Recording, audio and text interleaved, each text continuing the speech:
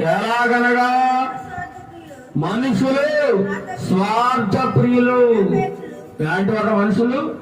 స్వార్థ ప్రియులు అంటారు. మళ్ళీ స్వార్థంలో ఉంటా ఆరితేరిపోయిన వారు లేదు.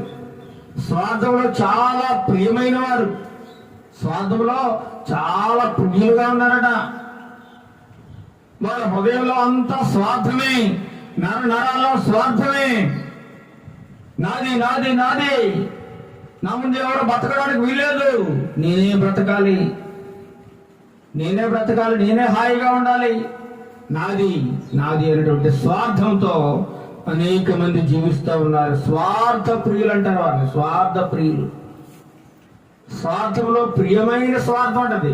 చూడండి ఎంత చక్కని పేరు పెట్టాడో పౌలు గారు, స్వార్థ ప్రియులు. ఇంకేమంటున్నాడు? ధనాపేక్షులు, ధనాపేక్షులు.